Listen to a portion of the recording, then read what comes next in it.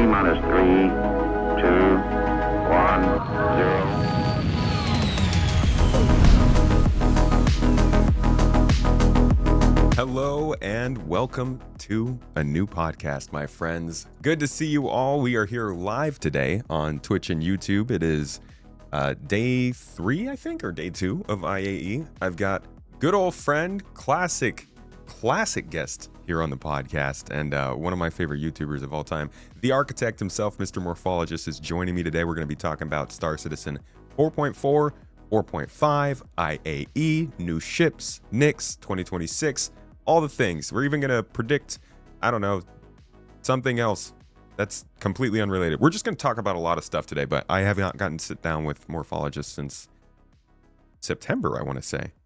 And a lot has happened. It's been a little bit, yeah. It doesn't feel like it's been that long, but it's been a little bit, I think. Just a teeny bit. How have you been, dude? I've been good, man. You're going towards the end of the year. It's intense. There's so much stuff going on right now. Not just with Star Citizen, but with the just gaming in general. There's so many interesting things coming out. Arc Raiders, Space Engineers 2. I really enjoyed Battlefield 6. There's a bunch of other stuff, but and all these updates for Star Citizen 2, like Nix releasing, IE, Perseus, 4.5 now on the tracker, which is looking cool. Some ambitious things in there, but we'll get to that conversation. Yeah. So you didn't mention the best game to come out during that whole time, Call of Duty 7. Wait, no, sorry, Call of Duty Black Ops 7. Yeah, legendarily good campaign. I mean, honestly, the best that worked. I'm kidding. I think their way of making games is finally caught up to them. It's been a long time coming, and I'm glad for it. I'm glad that Battlefield is finally back, trading places and giving Call of Duty a run for its money, even though the campaign wasn't that good. Actually, it was really disjointed. A lot of good ideas, but classically not well put together as a whole. Battlefield has never had good campaigns except for like a few things, like Bad Company 2 was good, but that was like the exception. It's like the rule is it's bad, it's not the exception. Yeah, Battlefield is a multiplayer game. It's just crazy that we're seeing Call of Duty come out at a time that's kind of reminiscent of, I think it was, Battlefield 4 maybe came out, Titanfall 2 came out, and then Call of Duty, Infinite Warfare possibly came out. They all came out in like the same month. And it was like Titanfall obviously got clobbered because of these two gigantic juggernauts launching around them. But now, Call of Duty's getting clobbered by Arc Raiders and Battlefield 6. And it's weird to see. But I saw you did a video on Arc Raiders. What do you think of that one? I really, really like it. I think it's one of the good things about it. I mean, like I think a lot of people are loving it because of the more soft Tarkov kind of feel to it. For me, I love it because of the sci-fi part of it. There's a lot of care and loving attention to detail put into the lore of the universe and like the worlds that they built and the storytelling that they're trying to achieve. It's a bit overshadowed by the great gameplay, which is not a bad thing to be happening, but it does make it a little harder to kind of point out to people who love sci-fi that this is actually a pretty cool game and it's worth keeping your eye on if you like cool stories and sci-fi stuff. So yeah, I really like it. I did a lore video about kind of the like there's a lot of mystery about what's going on inside of the game, and I wanted to use environmental clues to talk about what the story probably is according to what I could find. And it was really fun. I've been really enjoying it. In fact, I've always since it came out, I've been itching to play it on my free time. But with Star Citizen having all these great updates, it's tough to find out which one I want to do. But right now, it's the Perseus. It's really the Perseus. Yeah, man, I feel you. That's where I am. Like Jump Space came out a couple months ago, and I've not been able to play it near as much as I want to. I haven't even been able to buy Arc Raiders. I've barely even played Battlefield 6. Like there are a lot of great games. This year was just incredible for gaming, like in all genres. Me and Mrs. Tomato just played through Expedition 33. Not necessarily a type of game that I would normally play, but I loved it. And I think have heard such good things about that too. Yeah, it's great, dude. The story, the characters, fantastic. But I wanna turn back to Arc Raiders because I think actually it makes a great segue to our Star Citizen discussion today.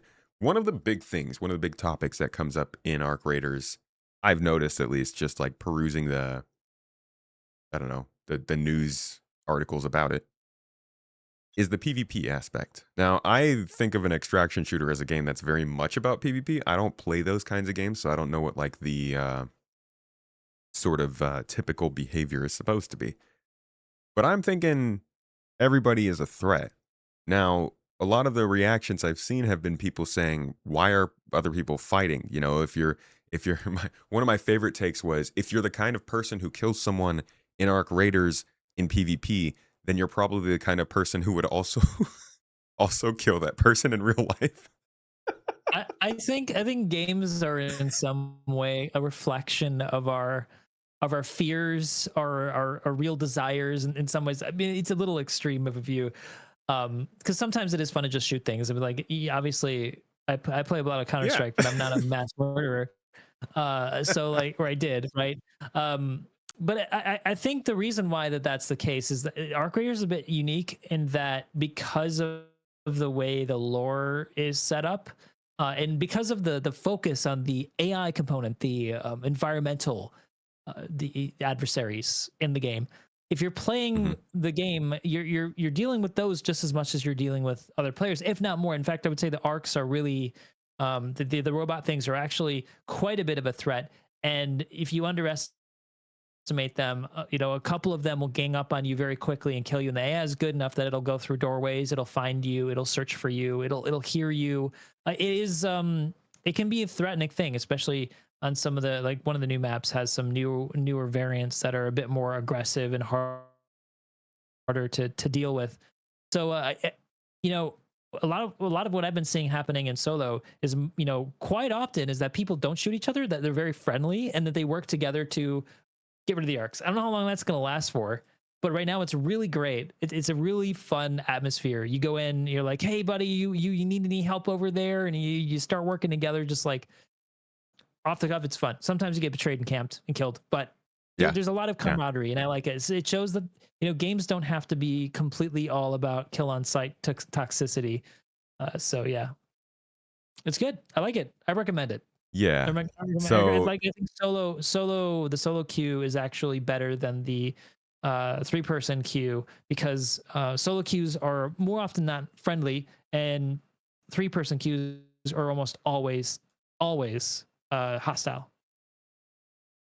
so this is an interesting discussion. I think people who follow both games have probably seen the parallels there. It's kind of something that came up when Dune came out. It's something that comes up whenever really any game with a mixture of PvE and PvP comes out, but that is in very large part Star Citizen, and that's a huge topic in the game and the community.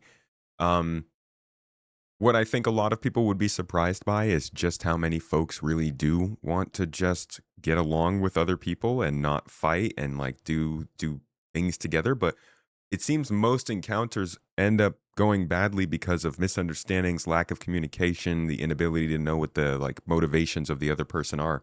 Would you agree, or do you Mhm. think Arc Raiders is showing that like maybe Star Citizen is also going to have a problem with it? Well, I think that the problem is universal. It's not a unique thing to Star Citizen or Arc Raiders.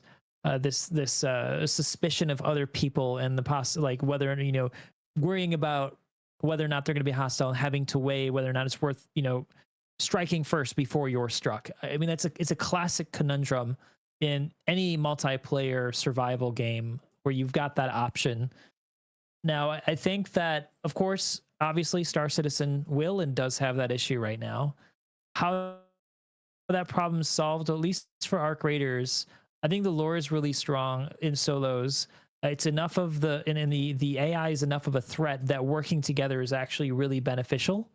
Um, and one of the things that help make that possible are just tools. So there's whether you don't need to have a mic in Arc Raiders. There's a really great um, communication wheel that you can use to say friendly, team up, and then you can give them the thumbs up and stuff. So even if you have a mic and percentage wise, most people don't have mics. It allows you to quickly diffuse the situation and see if you can work together with somebody. Does that stop them from killing you? No. Does it stop them from backstabbing you? No. But it does make an environment where more often than not, even if somebody doesn't have a mic, you can end up working together with somebody. And I think that's something that Star Citizen could learn from. In some situation now, I think that there is something to PvP. Like I do enjoy PvP sometimes. Like in Arc Raiders, I like doing 3-mans and going up after other crews, and like winning those fights feels really good. But sometimes I do just want to work together, and I think Star Citizen has to have a place for both of those experiences. And again, that starts with, I think, the tools that we have at our disposal. Very quick and easy tools to communicate using, a wheel or something like with voice some chat? default voices. Yeah, without having to use a Working mic, voice because chat. again, not everybody has mics. Yeah. Some way to very quickly communicate, hey, I'm friendly, I'm not a threat, let's work together. I think that could be really, really cool. But Star Citizen has a lot more tools that are possible at its disposal. For example, in missions, for like those bigger missions that are given the events, I guess they're not really events, they're more like sandbox activities, right? If you take the mission Mhm. associated with that, everybody within that mission gets a marker above their head, so you know that that person is on your team and you're working together. I mean, that's one small example of having an internal tool to encourage collaboration as opposed to just kill on site behavior. Which, if I'm perfectly honest, exclusively kill on site behavior is not that interesting of an experience. I think it's a very niche type of interaction that some people definitely do enjoy, but I think can get old really fast because there's no complexity to that Yeah. type of interaction. As you see guy, you kill the guy, right? There's no intrigue. There's no, and I will say that like there have been so many experiences that I've had in Star Citizen, like in the AST facilities recently, and some people were really shocked by this for whatever reason, where I'd run across a person in there and I just flashed my light, kind of, communicating, hey, look, I'm here. I'm not going to shoot you, and we worked together to go through it. And it was like really fun. Like I made some new community member Yeah. friends, invited them to the Discord, and we worked together going forward. Like that kind of fun experience is what you gain by not just killing everybody on site. So I like that. I like that Yeah. sense of camaraderie. Hmm. And I think that going back to what you said, like it's just not fun gameplay to just kill. Even pirates, even good pirates generally aren't trying to just kill people. It's what's the point? I mean, you could just play any game. You could go into Arena Commander if you wanted to do that.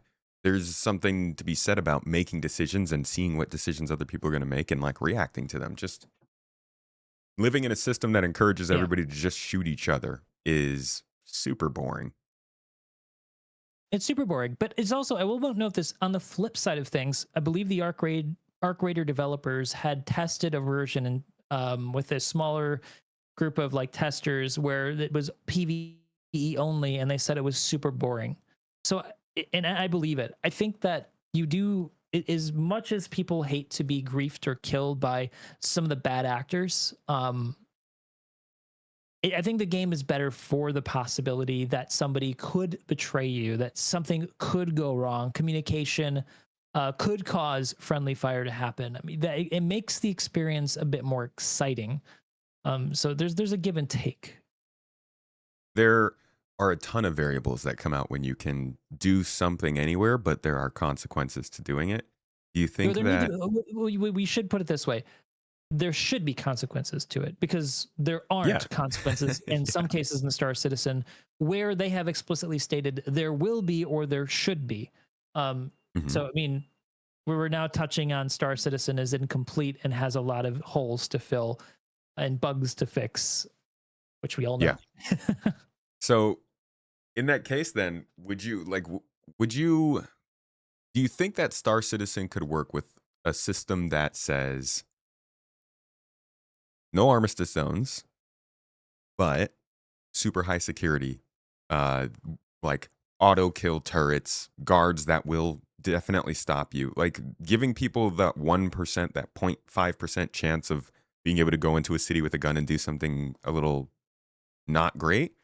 Or do you think they should try and keep armistice zones and say there will be places where you just simply cannot pull out your gun, your tractor beam, your salvage tool, whatever it might be?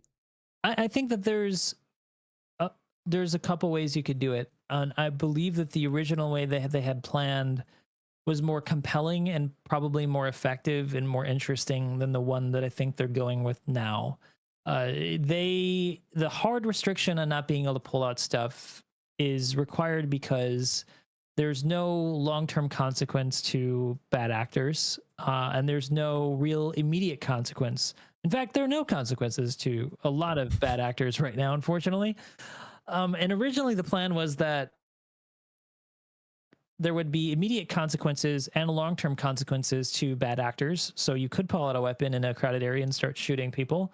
That sounds really terrible out of context, but I mean, the idea was that it could happen in Star Citizen, but you would be retaliated against by the security, and you would be restricted by reputation from being able to return to that location because of your bad actions. For some reason, we talked about this the last time we had this conversation. Last time we had the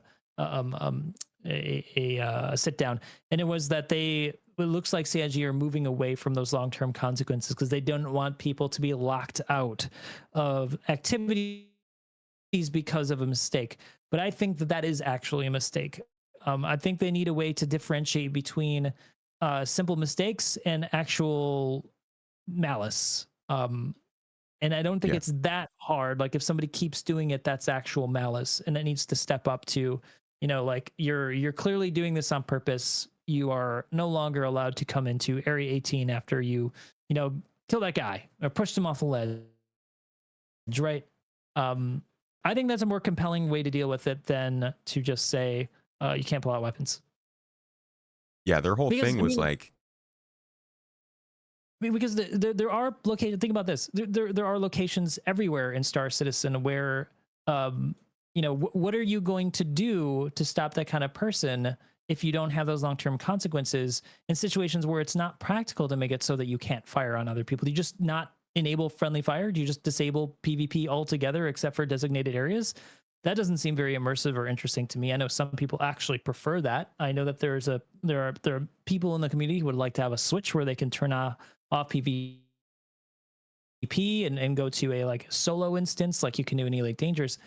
Personally, that to me isn't all that interesting. I think it splits the community and it makes it less exciting to not have that mixture of people who are more willing to work together versus people who are inclined to just shoot everybody, right? I like having that mixture and that possibility of these different types of people. Yeah. But to get back to the point, what do you do? You can have a restrictive zone around a city, but somebody can go to the likely route you'll take to jump out and camp you there and kill you there. Like, so there still needs to be a consequence that says, if you keep doing bad things in the Stanton system, Stanton security is not going to like you and they're going to hunt you down every time you come in the system. That kind of thing, I think personally still needs to happen to prevent those types of bad actors from continually doing it within the bounds and the rules of the system of the game. Because I think there's also something interesting about being an outlaw, something about doing that kind of thing for gameplay purposes other than griefing, because there are people out there who want to pirate, right? It's not just people who are griefing, it's pirates as well who want to dude, I wanna pirate NPCs. Like, yeah, I that's want to find the gray area NPCs that are smuggling stuff and go pirate them. exactly. Like there needs to be allowances for that kind of thing too. So anyway, yeah, that's my It is yeah, I think the biggest thing that really gets to me with this topic is we've all had that moment. I think it happened a lot during the resource rush where we would pull out or try to pull out our multi-tool because you needed to pick up a box or repair something, or maybe you were just messing with a friend and you wanted to like dose him with some drugs, but you can't because you're in an armistice zone. And it's like, well, how much could that affect the game if you're in a situation where you want to salvage a ship, but because that ship just happens to be in a certain location, you don't even have the ability to decide whether or not you want to commit the crime or not. Yeah. I don't know. I think that is a slippery slope. I agree. It also seems like you could just get into a situation with the different instances, like you're saying, where you're basically doubling the game world, but you're taking away some of that danger. So can you pass resources between this single player instance and the MMO? Or It would that creates break the economy? Because now you can get stuff more easily than it it's supposed creates to way be. too many complications. And again, like I think one of the things that people often who you want this often overlook is that what you do is you separate the community between two two like polar opposites. The people who um, don't want to interact with other people have a place to go, and the people who want to just kill everybody have a place to go. But what about the people who occasionally like the excitement or the possibility of that interaction, but prefer to be more friendly? Like you can't you have to choose one or the other in that situation. There's no in between.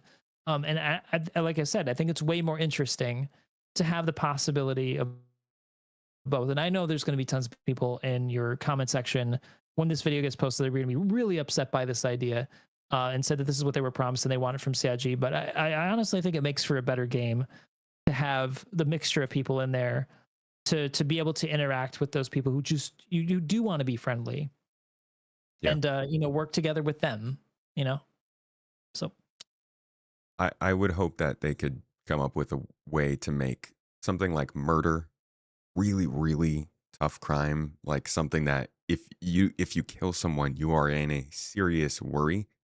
Um, making making it much like putting somebody in the down state isn't so bad, right? You don't get a big crime for that, so you prefer to do that. They're in the down state, they're out of the fight, but you don't actually kill them. When you kill them, suddenly crime stat 5, huge fines, reputation hits, you're limited to movement. Like I think making murder a more serious crime could also help. yeah, no, I think so as well. I just don't want them to abandon that original vision. I hope that they keep working at it and try to get it to work, because I think that the vision was interesting and I don't think it was flawed, like fundamentally flawed and unable to be salvaged in any way. Agreed. Agreed.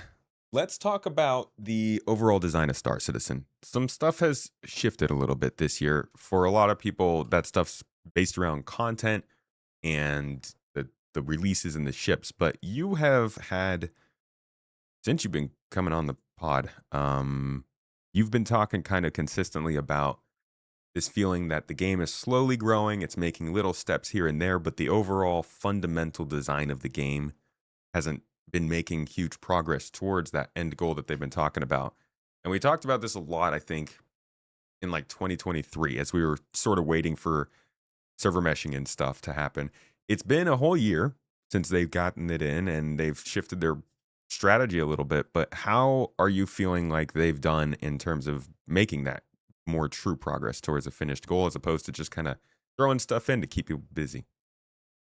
Well, I mean, I think that this year, unfortunately, based off what we had seen at CitizenCon last year, it doesn't seem like, even though they said that they were also continuing feature work despite the emphasis, that we've seen much development with feature work, and that's held back the game, I think, quite a bit. I would cite the current event that just ended, the three phase event where we had to hunt down that frontier fighters leader, right? Yeah. They the whole way that system worked was like basically but the end thing was the hunt the Polaris thing. We had to do that 10 times. I think after the first time it was already enough. They're clearly having to recycle these different mission types for these events, and it just has come down to the very thing that they said they wanted to avoid, which are these types of repetitive fetch me quests, which aren't all that interesting or engaging. And that's kind of been the event. And this is where I think that the lack of continuing feature work has started to really show its cost, is in this repetitiveness between these events that they've had, which are what's meant to keep us interested and engaged. Well, the major feature work, things like engineering and crafting, are kind of necessarily on the back burner while they focus on Squadron 42. I think it's now, like, I think a year is about as long as you can probably go without any major feature work to progress the game, to make things more interesting. I mean, Star Citizen definitely has made progress with the missions and content that they've been able to put out, but it's still missing some pretty major basic things that I think would greatly improve the feeling of the game, a sense of progress in the game. Just to cite a couple of them, direct rewards for missions. Say, and I've talked about this for ages. Like if you're doing the bounty hunting chain for the Bounty Hunters Guild, the tiers unlock special equipment for bounty hunters, special skins, even ships once you get towards the end of that that chain, right? So you're incentivized to keep playing. You have a sense of progress as you gain more your credit and such with the bounty hunting guild. That to me is a much more compelling gameplay experience, and it's what we have in pretty much every other developed game, right? Is that those rewards that directly translate from your actions.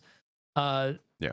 the other thing is another thing that actually and another example is the okay, lost my give me a second. Uh Crafting, to kind of talk about that a little bit, it ties everything together really nicely. It gives you purpose in why you're going out to mine, why you're going out to salvage. It gives you a drive to work, why you're working together with your org to do certain things. It makes the economy meaningful because there are certain things that you need to craft desirable items. And those desirable items have value that you can then sell through the player economy to make money, right? So like everything starts getting connected together by these major feature works, major feature additions to Star Citizen that the game is sorely missing. So that to me is I still think where Star Citizen is unfortunately still feeling like it's not making much progress, and that's really what I think progress is that feature work. So I don't think Star Yeah. Citizen has changed too much from when we last talked. I still just think that there's a very slow sense of progress. Especially considering, originally engineering was supposed to come out this year at the beginning of the year. And now like it's going to just get in the end of the year. I highly doubt it. I think we're still looking at next year, judging by my experiences with the tests that they had. So yeah, it's because of I Squadron was 42. I very mean, I respect. surprised. Yeah, I was very surprised to see them say they wanted to do it by December after playing in the tech preview. It because they talked Yeah, it even when seems they overly ambitious. And I introduced. Go ahead. no, I was going to say. I mean, I think there must be a catch to it. I mean, they must be thinking there must be possible integration thing that they might be thinking about doing is like, oh, we'll put it in for a couple ships, but not all the ships or something like that. Because I just cannot see a full release. I just like not all the ships were ready in the test, right? It was only a handful of ships out Yeah. of 200 ships, and of the ships that were working, a lot of them had major bugs. For example, the C1 would just overheat when you took off, and the power plant would explode, and you just die.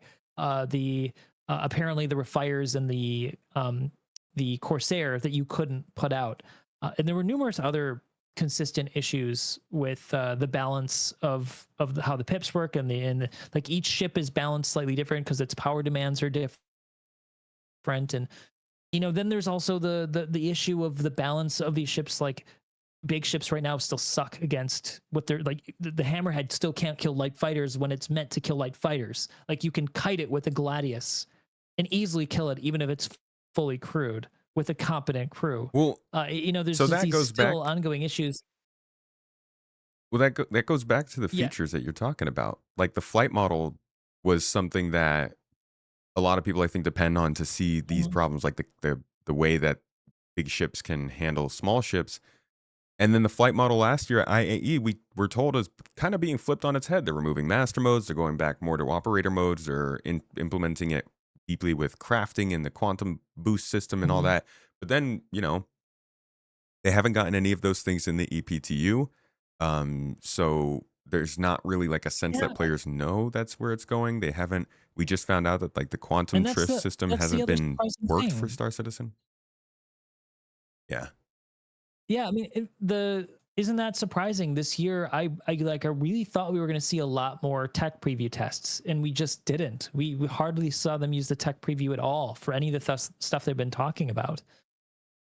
Yeah, that was It, the it just expectations feels that were like they set. haven't been able to really, yeah. it feels like they haven't been able to achieve a lot of their own goals that they set out for. I mean, like it does feel like they still have made progress. It feels like Star Citizen is better right now than it was at the beginning of 2025. But I don't think we're where I hoped we would be at the end of the year, if I'm being perfectly honest. Yeah.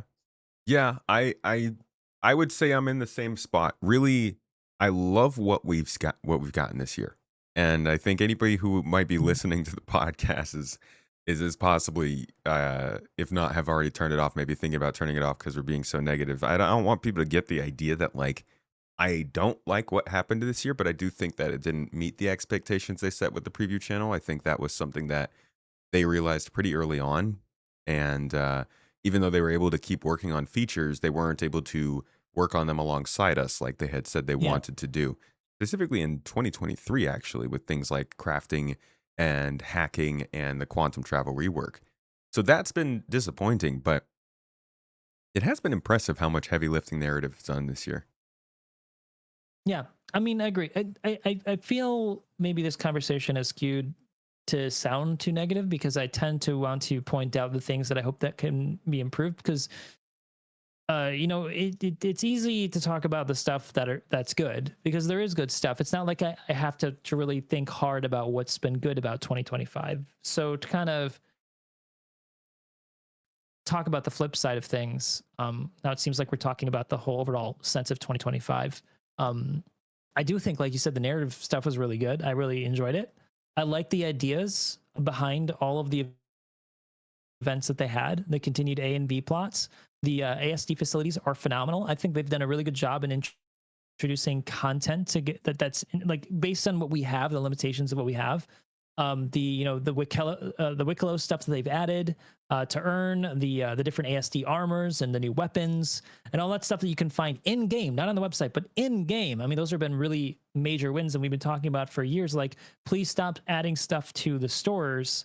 And before you add stuff in game, focus on the game to get people playing the game. And they've, for the most part, done it. Yes, they've definitely still done a lot of store citizen stuff, which is always kind of, heartbreaking to see. Like, they add a new armor and then they sell it on the website.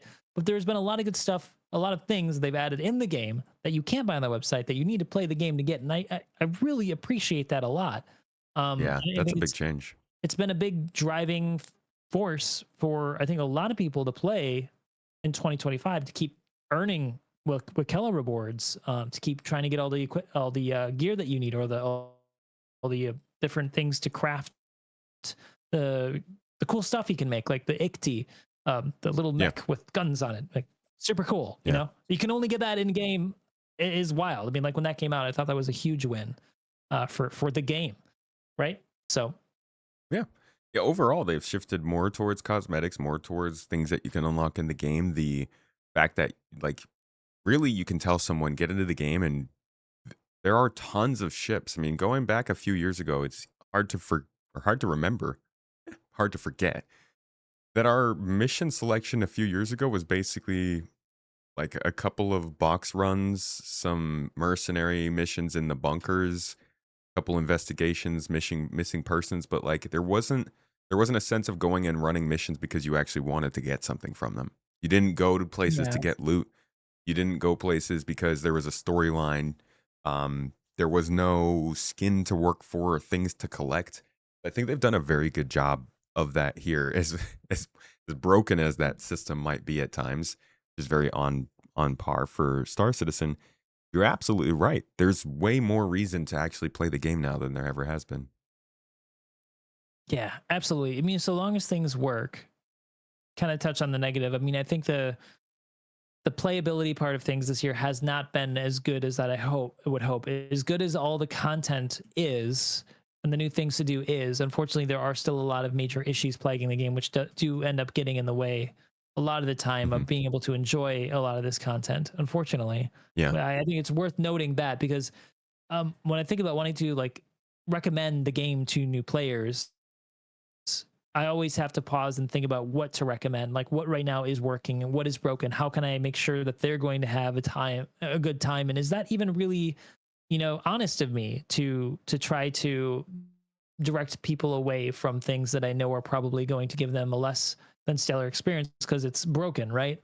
So there's still a little bit of that, and that's unfortunate. I wish I could just say that what's in the game right now, as limited as it is in the in the long run, it's still enough for you to go in and enjoy with little issue. That's definitely not the case. There's still stuff that gets in the way, unfortunately. Yeah, bring us back the courier missions. They kind of have Yeah, a little bit. kind Uh, of. Yeah. here's I think a fun question, a little thought experiment. For this is for you being like one of the longest running voices in Star Citizen, but also anybody listening who's been around for a while. How do you feel this year since 4.0 came out has been compared to the year after 3.0 came out? I well, I do remember it now. For the time when 3.0 came out, it was insane. It was a huge leap because until then we didn't have planets, and everybody was super excited to get that. And then there was this cadence of releasing new planets every once in a while, new landing zones, and it was always super exciting. We weren't talking huge star systems yet, but we were talking big chunks of content. And I think that people were more glued to that tracker, more glued to the cards on the roadmap because it always seems like there was something good coming down the pipe. Now, even despite that, in retrospect, they were pretty off on a lot of that stuff, which is why they stopped Yeah, that giving pipe was us, broken. yeah, a year in advance. But for the time, I think despite some of the negativity, I mean, I think things were feeling really optimistic, and it felt like they were making a lot of progress. Um,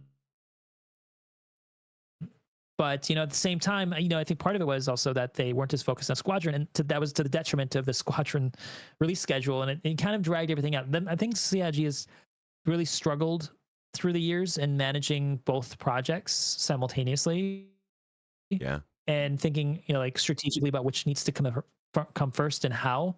And it's taken them a long time to kind of figure out where the focus needs to be, and I think their focus right now makes a lot of sense.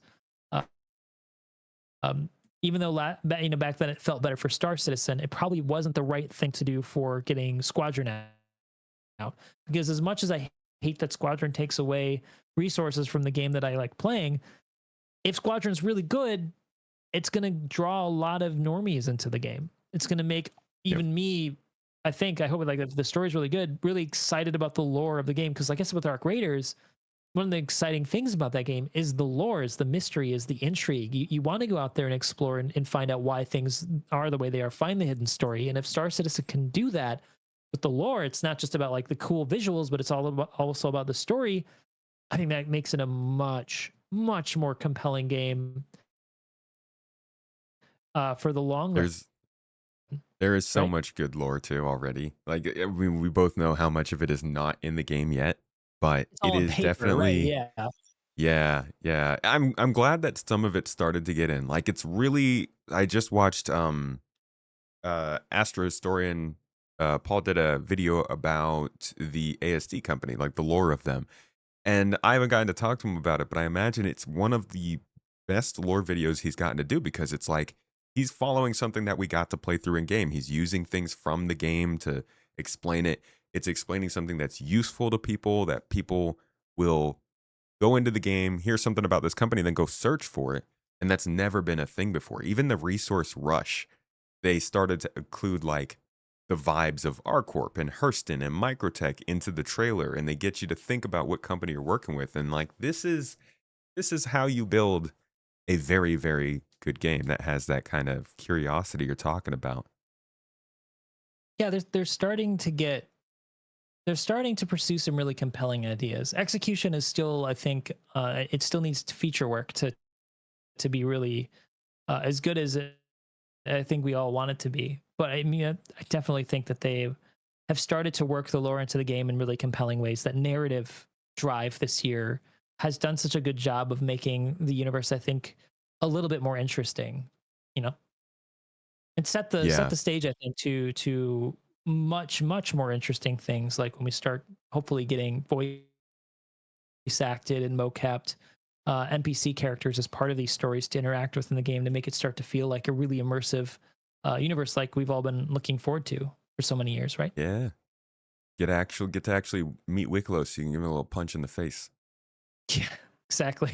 Um I gotta ask, do you feel like they at some point throughout the year realize that their A story was not their A story and like switched it up, or did they just for some reason make their B story more interesting? I think that on paper they might have both. I think the A might have seemed more interesting, but in execution, it looks like, you know, I think some part of it. I think parts of it just comes down to the set dressing, like the set dressing of the ASD facility and the visual storytelling, because that's all really starts at like the most powerful tool CIG currently has in their toolbox because of the lack of feature work is the environmental storytelling, and the ASD facilities lend themselves so well to environmental storytelling. I can not say the same for the frontier fighters and the headhunters. We've had little interaction with their types of spaces to really tell that story and to kind of feel it. But you go into the ASD facilities and you go into the labs and you can see there is something happening. You can see, written in little screens that there's some dark secrets happening, and then there's this reveal, Yeah. like all of that, like it felt like a video game. It felt like a game I wanted to play, something really sci-fi and interesting and a little dark but fun. I think CIG's Star Citizens have been really missing that. So I mean, I think that's it. That's the reason. It's really the feature work that's limited the A story plot from being more Hmm. compelling. If we'd actually had interactions with the frontier fighters, and more story driven, cutscenes or like mocapped visual scenes, like where there's, intrigue and backstabbing and more environmental storytelling alongside like the actual, gameplay stuff. I think it would have been much better than it was. Could have been much better than it was. Yeah. I mean, Also, imagine like, if we could have boarded the Polaris and fought our ways to the halls to take down the leader. I mean, that could have been even more yeah, thrilling, right? dude, that's a good point. It's like once we go from time to kill to time to disable, they could do a lot more of these missions where you have to disable the ship and board it. Like, not extra work. It's not like they have to make a ship interior so the mission works. It's nice. They've already done the work. Just give us the ability to go inside. The 890 jump mission's already there. Yeah. Could be, thinking about it, they planned this stuff a long time in advance. And if they had written this story at the beginning of the year, which I suspect they had done, and they were planning on releasing engineering this year, they may have originally planned to have this event crescendo with disabling the players and going on board. I mean, that tracks with maybe what they had planned, and that would have been way more interesting. It Hmm. definitely would have felt more like an A plot. Um, who maybe that, I mean, who knows? We don't really know. I don't think they'll share with us that indeed was the case. Maybe they will, but that could be the reason why it kind of fell by the wayside. There's a lack of feature work catching up with their ideas. Yeah. I want to set up a scenario for you. Mhm. That's like based off of these things they released this year, and then I want you to tell me how feasible or like how you think they might approach that. So they've mentioned that they want to have a main storyline, which obviously is going to put us in a battle between Earth and Terra as the center of humanity and drive us through the different 5 star systems and have us get to try out all the different professions during that time. They also said that they want to have location based stories, which were like narratives that were set that would kind of show off the locale and the factions in that area. And I think that's like the kind of thing we're seeing with Hathor or the ASD facilities. But do you think that, or this new one actually, I think is a really good example. So, have you tried the new 4.4 um, Vanduul Smugglers stuff at all? I've been trying to work towards it. Unfortunately, I've not been able to play it in PTU or in live, for various reasons, time constraints. But it does sound really interesting to me, and I'm very much looking forward to doing it. So sorry, I So the can't talk more interesting about it. thing, no, no, no, that's fine. You don't have to know the details of it, but the interesting thing about it is that they've rep locked it. So you have to go Mhm. into Nix, and you would generally, I imagine, during like when the game reaches 1.0, somebody wouldn't really know it's there. They're kind of just they go to Nix and they naturally start doing missions. And they're like the company that's offering these missions is Intersect, so they keep on working with them, and eventually they get to a point where Intersect is like, "Hey, you have a high enough reputation. Do you want to take this on?" And then that person reads it, and they're like, "Wow, this sounds like an interesting mission. Sure, I'll do it." They go through it. It's really cool. They Mhm. finish it. It's not the kind of thing that they were pursuing. You know, it's just something linked to a location, like what they said on the roadmap. And my question to you is, do you think that they can do this on multiple levels for multiple professions in each star system? Do you think there could be enough content created like this for Star Citizen that people will just be going places and encountering stories and like stumbling across these more interesting narratives? Well, I think if the game is good, it would. It should. I mean, like every profession you might choose in Star Citizen should have some kind of compelling story arc to it with the different factions that you encounter. In fact, ideally, multiple different story arcs, multiple different, little, I guess you could call them theme parks that you could interact with. You go to Recca Battaglia and then she sends you out for doing some mining and salvaging, right? To help keep up keep Levski running. Like she's one of the people that keeps it running, right? Like that I think is compelling and interesting. So I would say if not, it's not that do I think if they could, I think that they should. I think that they in fact have to if they want to make Star Citizen a good game. I think they kind of need to. And this right now they're quite limited within what's in their toolbox because of the lack of feature work. So combat's really one of the things that they can kind of do right now because it's pretty easy. Go do this thing and then you write some lore along with it to kind of tell why it's happening. That works. But once they develop other features for other stuff to make those compelling too, they should definitely do that too. There could be intrigue in many facets. It doesn't have to be combat. There could be somebody's selling something that they shouldn't be selling to somebody, or you have to smuggle it. Like there's lots of things they could do. I'm sure they could Yeah, get really creative with that. So yeah. I certainly hope so because I think it's a really cool possibility. I have not played very many MMOs, so I don't know how widespread it is. I'm sure these stories take a lot of effort, but I love the idea of just kind of stumbling across a story that other people don't know about because they don't pursue the same factions and locations as you. Yeah, I think surprises and exciting things to discover. That's those are the makings of a good game, really, aren't they? So Yeah.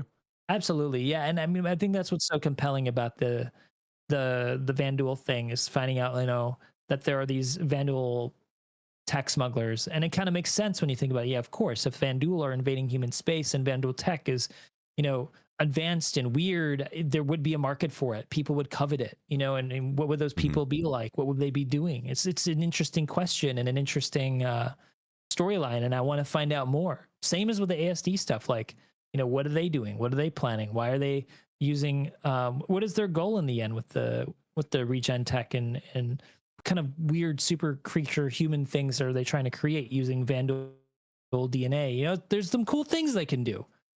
So Yeah. There really is. There really is. Now, uh, to touch on something a little more topical for you folks, we are actually right in the middle of the release, the launch, whatever you want to call it, of the newest um, ships. Middle of IAE. It is IAE time, and they just made their Drake announcement. So hopefully not spoiling this for anybody who wanted to get away from it here on the live show. But if you're watching this after the fact on the video or on the screen now, is a little bit of video just looking at a new ship released from Drake. This is the Clipper. It's a solo pilot multi-purpose ship that has been rumored and it's been kind of leaking around here and there. I've been trying to keep my it's on eyes the off of show it because I floor. didn't want to give a It was on the show floor yeah. day Yeah, I haven't. one. I couldn't get the show floor to run for me. Oh, I'm sorry. Yeah. So Unfortunately, yeah, yeah, I stayed away from there. Um, but it sounds like an interesting ship. Have you gotten a chance to see it on the show floor? What are your thoughts on this? I've had a chance to look that thing up and down. First impressions, I laughed really hard because it's so ugly. But it's ugly in a really endearing way. I mean, a person from my community said that it looked like a ship straight out of Star Wars. And I agreed. I mean, it's got that kind of chunky, kind of, it's ugly but endearing. It's very Drake. It's like a sunfish. It's a little stupid, but you can't help it. Love it. The inside is really well put together, really well thought out. very utilitarian, and it's like a dual purpose utility ship. It's got a med bed in it, tier 3 med bed, and a crafting bench Wow. combination. It is a cool ship to have in your toolbox, and I think a lot of people are going to enjoy it. It's, you know, and actually, I think it touches on a really nice trend that CIG been focusing on this year, and I really, really want to compliment CIG on this because I'd said, I think some time ago, and it's not because of me saying this, it's just something that I had felt that focusing on some ships for new players would go a long way in getting people into the game, because a lot of the ships for doing different things like mining and salvaging are all very expensive ships, right, on the pledge store, and hard to get in game if you're starting off. So building out some entry level kind of starter-esque ships for players to you know, get their feet wet with some interesting gameplay in the game would go a long way to create stepping stones to get people more invested in the game. And we saw that with the Salvation from RSI, this new mining ship. It's a really cute little snub salvager that you can fit in a variety of ships like Carrack and obviously carriers, and even ships that are not supposed to fit it. It's small enough to fit on a lot of things, which is great. So you can like pack it onto your larger ship and use it as a home base to run salvage and stuff back and forth, right? And now this Clipper thing, which is looking to be an entry level utility ship that will offer players a way to craft things on the go and also, you know, heal if they need to. And of It, course, fight, because you can never get away the from fight. that. It's I think it's got 4 size 3s on it, so it's actually not badly equipped to deal with, I would say, NPC fighters. But given its side-on profile, which is enormous, I wouldn't get into a real fight with it because I believe you would get, you know, you'd get roasted by even the smallest entry level fighter. But it'll be a nice little mission runner, a little Yeah. all arounder Yeah. for a player coming in as Star Citizen. Also wants a bit of utility to help with their with their org, right? Like you can come and say, I'll help you, you know, craft this thing, or I'll get you up back alive with my tier 3 medical bed. So it's cool. I like it. It's definitely it fits, like you're saying, as a realization that they need a lot of small general purpose ships. I always say like the golden zone for a spaceship in this game to me feels like 30 to 50 meters. Anything that falls into that range is going to be really, really good for 1 to 3 people. And I think even with one person, you're going to have plenty to do. With 3 people, you'll still have some stuff to do. But in general, it seems like this is a very, very solid sort of area. Now, this is 26 meters in length, but it is pretty tall and wide, and I think that helps it. But this, the Zeus, the Spirit, the Cutlass, the Freelancer, even the other ones that are a little more specialized, like the Vulcan or the Apollo, these are all the like really good sized ships, I think, and I think that's why they even made an alternate of the Apollo. But do you think that they might start like having problems with ships being like, they should be competing, but how about being made completely inadequate because of other ships? I'm looking at this and I'm thinking to myself, this is about the same length as a Spirit. The Spirit's going to carry more SCU for me, but that crafting bench, and maybe that's what makes it a competitor. Do you think that they have any Well, sort of a problem like not that? necessarily. I mean, I think they're always going to have to struggle with this, just by the nature of how many shifts they add into the game, and the, you know, the gradual but massive shift in expectations and ships and changes in metrics over the period of them developing the game. I think it's naturally going to be a problem that they're going to have to resolve. But just thinking about this specific issue, they did say that one of the first things we're going to get with the crafting gameplay is a crafting bench that you can move. So no, I mean, Yeah. like, you probably just buy the crafting bench and throw it in the back of your C1, and it's kind of like a Clipper. So I don't think it's too much of an issue, to be honest. This just gives somebody a packaged together option, alternative. So, and somebody pointed out it is $150, so it's not super entry level. I think it's just Yeah. it's an option. I Mhm. think first, Yeah, and it's obviously, like, go ahead. Sorry. I was just gonna say, this really feels like an upgrade from a Cutlass Black. But the Colorless Black is faster. It's smaller. In being fast is it goes a long way in real combat to surviving. So I wouldn't underestimate the speed of the Cutlass and that second seat, that turret on the top, and making it more effective than this ship.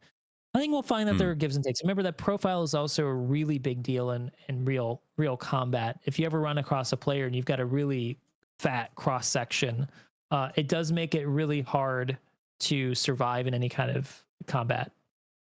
Okay. So Yeah. It's not just a numbers game. So you'd say this is more like a kind of a side grade or just an alternative to the Cuddy? I think it's an alternative, not non-combat focused utility ship. Yeah, that gives a player option to do some combat if it's the only option they've got. What an interesting ship, man. Yeah, It's good for them. Honestly, Star Citizen, dude, if there's one thing that they do well, it is making a whole bunch of different ships. And I think the fact that so many people can say, I hate that ship, I love that ship, and find their group out there is just, it goes to show just how well they've done on like the diversifying them without alienating people.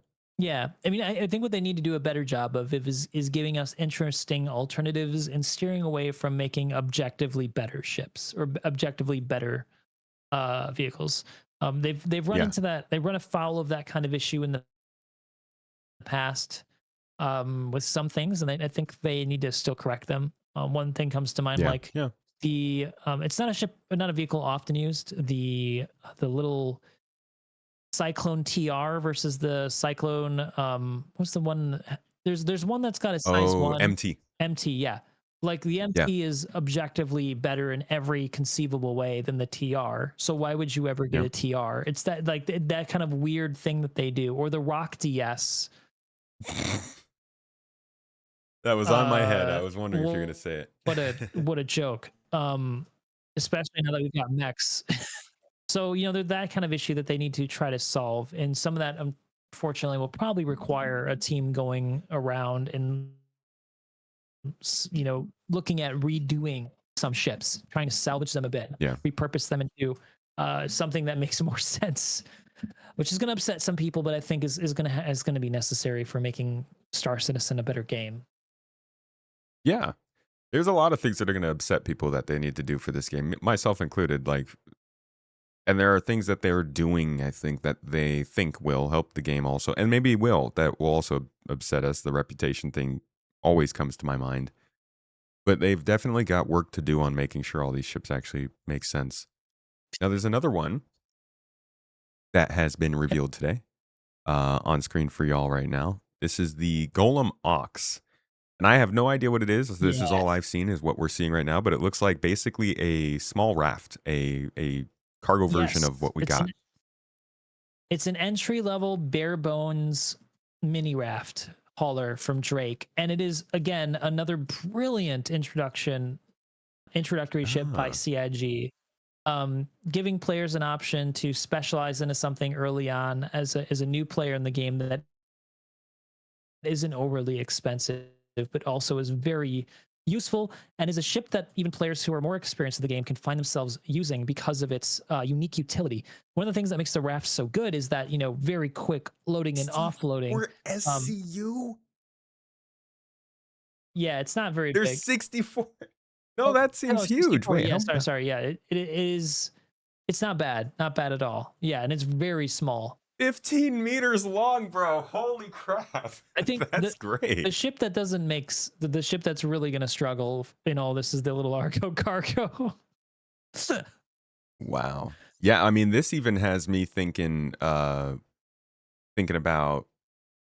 it's a weird one to say, but the Intrepid.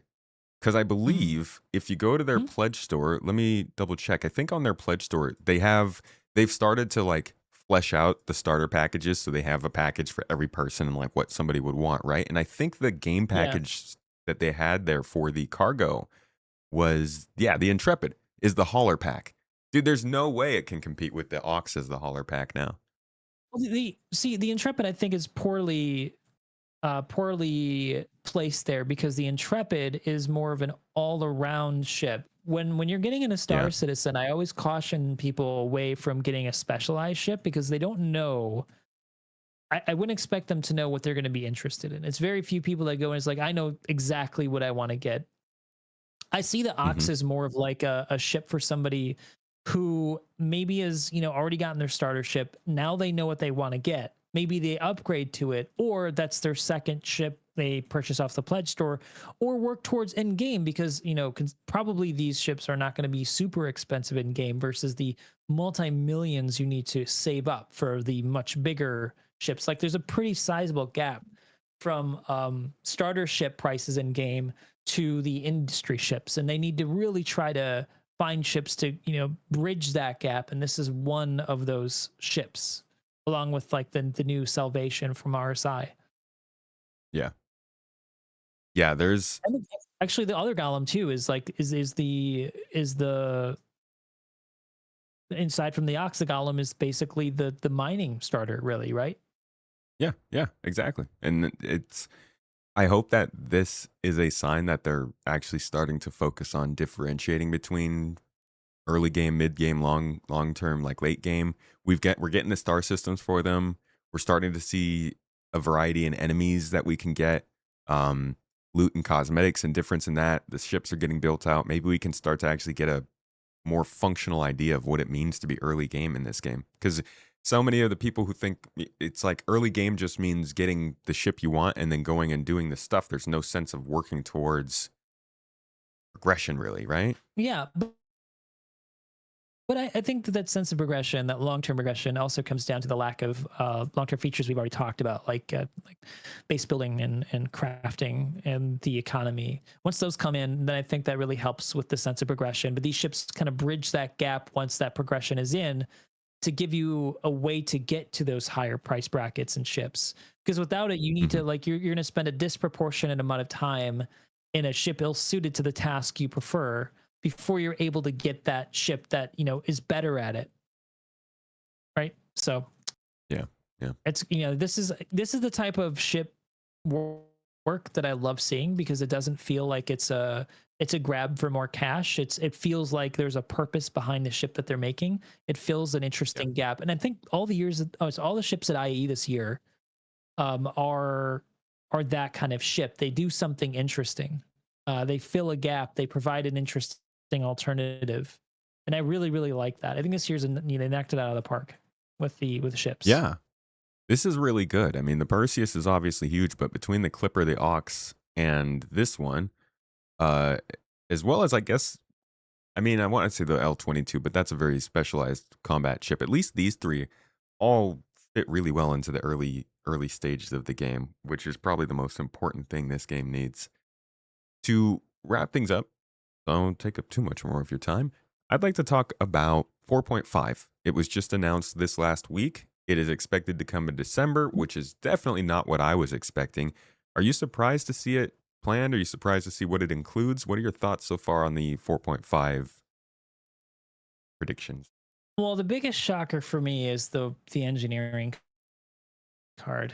The engineering stuff just seems too far out for them to get it done. I mean, we've already kind of covered it already, so I don't want to spend too much time on this, but it just seems like it needs a lot more time to cook, and it needs so many different variables to work along with it to make it actually good, like armor and a rebalance to big ships to make them actually be able to fend for themselves against a single fighter who's semi-talented. So that's kind of a big question mark for me. I don't know what they're going to do with that. Aside from that, I'm really excited to see the Vulcan stuff. I don't know if you had a chance to check out the Vulcan GI, Global Illumination, but as somebody who loves visuals, it makes such a big difference in the way things look. And it's not even RTGI yet. The RTGI stuff is still in development. That's Ray Trace Global Illumination, and that is going to have such a massive impact in the way the game looks. It's going to really make it feel like next gen. Like, I think CIG, unfortunately, as long as the longer you develop a project, the more technology around you develops and from other games, And one of the big areas that I think that Star Citizen has begun to show its age in is not in the detail of the models. If you look closely, Star Citizen still has some of the most detailed, models and ships and characters of any game out there. Um, Period, full stop. It's the lighting. Um, when CIG started making Star Citizen back in the day, the idea that you could make ray traced lighting in a game real time was just fantasy. At the time, because I'm in the architecture field, I was in school. The You would have to wait for hours to get a single image rendered with ray tracing. Hours, maybe a day to get one image, and it was the most frustrating situation. Nowadays, with Unreal Engine, they made a software called D5 that I use, and I highly recommend it. Anybody who's into interior design, architectural design, product design.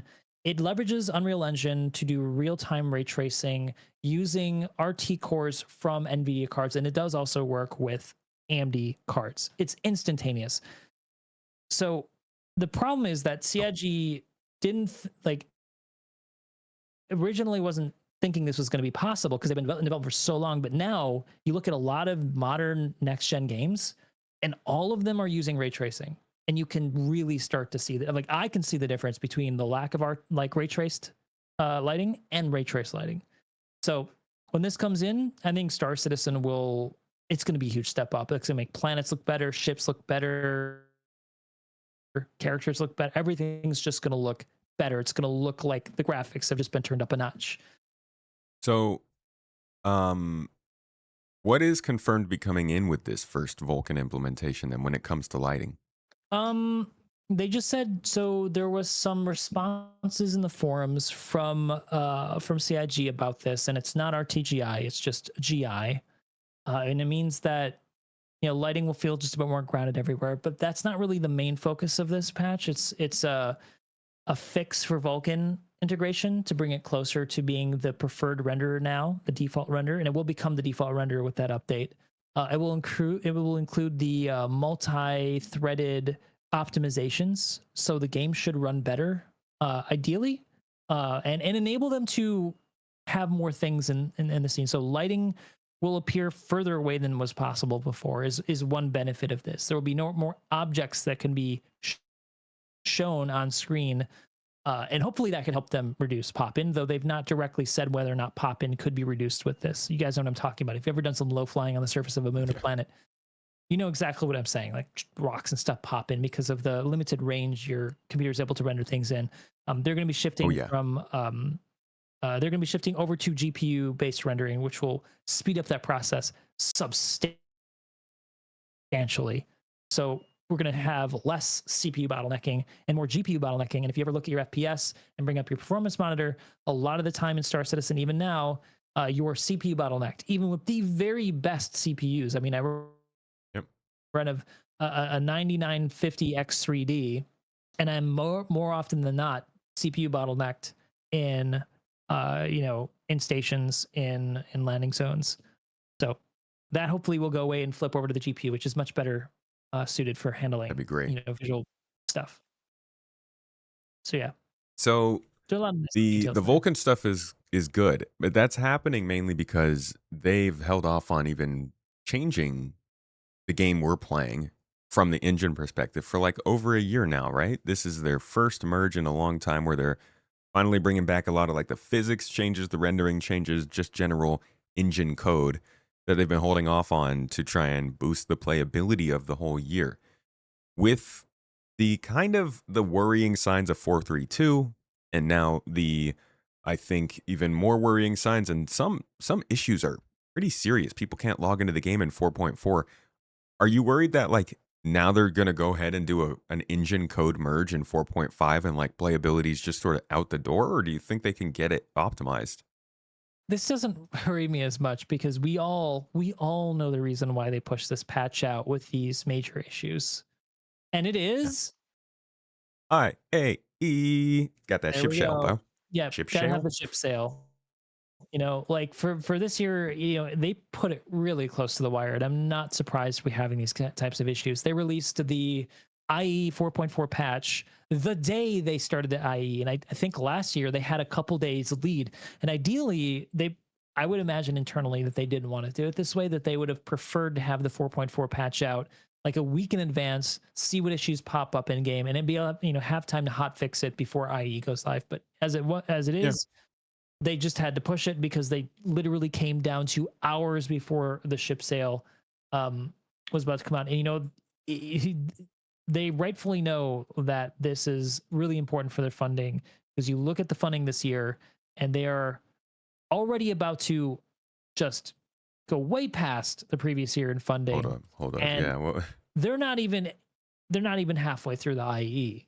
I suspect we're going to see the most profitable IE ever this year, alongside the most profitable year ever for Star Citizen funding. yeah, they've made $8 million this month. Yeah, Let's see if they can get up to November levels of 2023. That was 28 million. Definitely I think they will. a big year. I mean, the fact that like it looks like, yeah, they're at 116 million. They're tied with last year, and their best year was 117. So they're about to pass it up, and they've still got a month and a half or over a month left to go. Yeah, they do. 43%, 43 freaking percent growth year over year. Yeah, it's nuts, and I think they've got a lot of strong ships to sell this year to get that funding higher, which I really hope bodes well for the future development of Star Citizen. It shows that there's still a ravenous appetite for this crazy game that everybody's been following for so long, to continue Yeah. reaching for the stars and doing something exciting that few, if any, in the industry are able or willing to do right now. So it's good stuff. Just got to get Squadron out to beat Yeah, I the dead mean, horse 50 times over. people will always be like, it's crazy how often people say things like, why are so many people still playing? Like, I can't believe these people are playing this. They're being duped. It's crazy. It's people think that it's like the same 1,000 people playing this game for 10 years rather than new people coming in, and a lot of people bounce off and don't like it. But it's clear that they're doing something here that attracts people to at least try it, because it's not many companies really want to try and do this sort of thing. So I'm happy they can figure out ways to make it happen. But every year, we're identifying things that they could be doing better at. They could be a little bit more friendly to the consumer on, and maybe set expectations a little bit better. What else is it in 4.5 that you're into? Is it, so you said Vulcan, the engineering stuff obviously caught you off guard. Anything else? I mean, like the physical helmets thing is a really small but very cool thing. I don't know if you got to test that either, but when you take your helmet off, if you hit Alt H, you put it on your belt and it hangs up beside you. So it's just like a cool little bit of flair you can show off to people, or you can put it under your Yeah. your arm as you walk around. Oh, cool. Like, I think for like making videos, it's going to be super immersive, and like you can look at your helmet and put it on. It's a cool little thing that I really, really love. Um, but what I'm really looking forward to is not even on there, and I really hope they still get it in, is the perspective tech preview of crafting that they said they wanted to do this year. So Hmm. 4.5 right now for Q4 is not really that impactful. I mean, there's not a lot of stuff in there. Engineering, if it comes out, will be really impactful. But like I said, I just cannot see them getting that in by the end of the year. It just seems like a midway through next year type of thing. So That's what I was thinking. Yeah. yeah, that's that. Like, looking at the state of things, I was thinking, yeah, this is midway through next year. There's no way they're getting this done this year. I mean, I hope they do, but I just can't see it with all the issues. I mean, think 200 ships. They have to make sure every single one at least Well, works, right? they confirmed in Spectrum that they would be updating the ships patch by patch. They will not be launching all of them at the same time. So So they'll do a they've piecemeal then.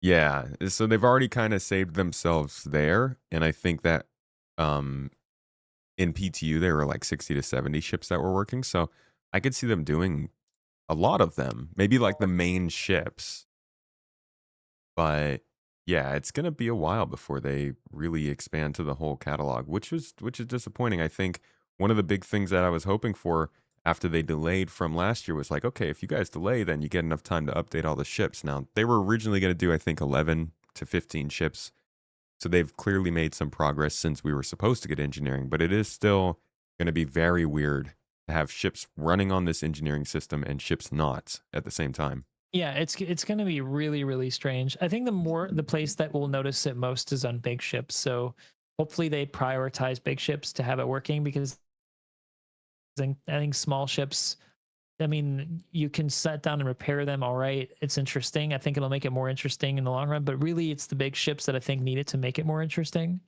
To make multi-crewing more interesting. So yeah, I guess we'll just have to see it. Oh, We'll when just the have more I to think about it, the see. more whenever the rule of thumb, I think, when you're thinking about CIG and features, is that when you think about a release, if there are too many questions that pop in your mind, that's a red flag. Um, that because that means they've not worked everything out, or it's not going to be fully cooked when it comes out. And that's the feeling right now I get with engineering. So We'll see. They haven't used the preview we'll channel see. too much before, so I'm interested in seeing how they go about this whole thing. But I do see in chat somebody was saying use a ship without engineering and and be OP compared to those who have it. But I would encourage people to remember that if you do have engineering, you can repair your ship. If you don't have engineering, your ship's blowing up and you're dying. So I think it's going to pretty quickly become a benefit to have engineering where you can lose a component If or they lose a would thruster and wait, still. if they balance it correctly, because the test actually had ships instant dying when their components were damaged. They were insta gimped. So like if you got shot in your reactor, you were just dead. That was it. Like one shot through your hull into Well, your yeah. power plant, So you're dead. that's, So I guess, yeah. If that's they, a they problem, they then need to balance it. Yeah, like there needs to be a time to kill, even if you're focusing on a single component, so that people inside have a chance to repair or replace it. Because that's what then it's more yeah. interesting. Otherwise, it's just like really annoying, and it shouldn't be that That's way. what the devs say. They say that their goal is to increase time to disable, time to kill, time to die. So, Yep. well, they got to get those problems figured out. But I do think that engineering is going to end up being a boon for people to get more out of the ship. But we'll see. Either way, dude, I think that just about wraps up our talk for today. Little 4.5, little 2025, little all the things. Before you go, I've got to get a prediction from you. We're doing this new thing with the podcast where all of our guests get to put in a little bit of a hot topic, a hot prediction over the next 3 to 6 months, whatever it is that you think might happen that um, could completely throw people for a loop, or it could be something boring, if that's what you're into. But I got to ask, what do you think is something big that maybe will happen over the next 6 months that people should keep an eye out for? Ooh,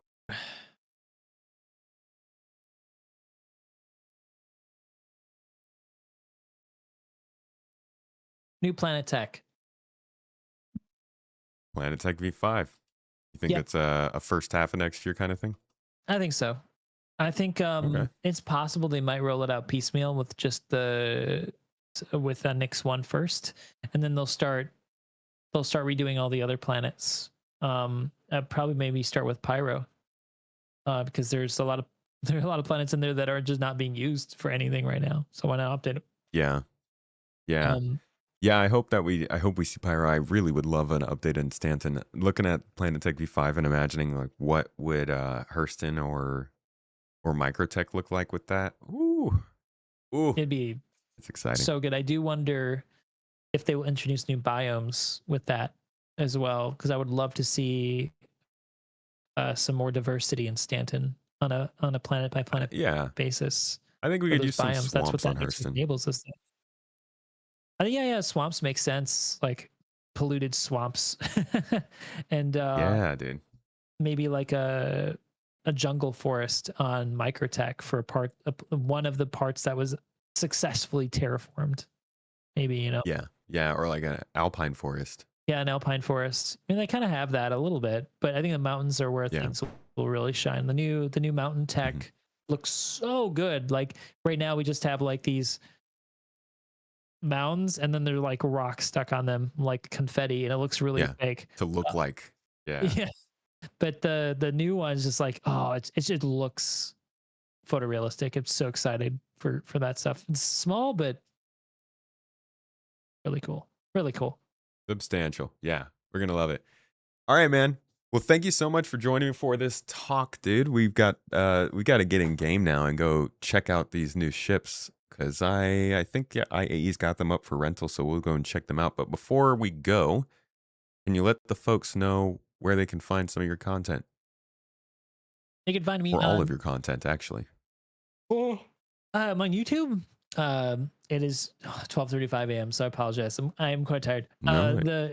I'm on YouTube at Morphologis, and I'm also on Twitch. And I also post occasionally on X, so you can find my unsolicited opinions there. Yeah, it's an interesting place. Well, yeah, thank you so much for It joining me is. during this weird time. Yep. Yeah. Um, for folks who are wondering, Morph is all the way in Taiwan, and I am in California, so the time difference is insane. We started at 7 a.m. my time, and we're ending at 12:35 a.m. his time. So thank you so much for joining for this. You guys also can probably tell the latency. There are some issues with voice and everything. I hope you guys don't mind because I think the talk was still pretty good. And distance is distance. At least we can keep from 30K'ing.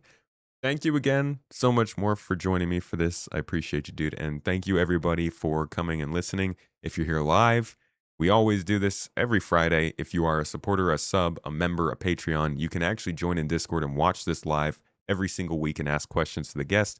If not, you can catch it afterward. Apple Podcasts, Spotify, wherever you get your podcast, all that kind of jazz. But overall, one last thanks for being here and to yourself, Morph. I appreciate you. No, I'm always happy to come on, and I always look forward to talking with you, man. It's always super fun. Thanks for having me. Of course, Space Nerd Talks are great. Folks, now I am live, so I will be getting back to in-game. We're going to go and check out the Drake Clipper and the Golem Ox. We're going to do some playing with GII and check out the Nyx system, so stick around if you are live. We'll be back in a couple of minutes for some actual gameplay and stuff. Thank you again, everybody, for being here. Sorry? I was just going to say, go play with the Perseus. It's super fun. I really enjoyed it. Oh, I've yeah. got some really good footage in combat with it. It is one of the more fun ships to fly with a crew. I cannot wait for your architect reviews. All right, everybody. One last time, thank you for being here. Hope you had a wonderful one. I will see you soon. And for those watching the podcast, I'll see you all next week.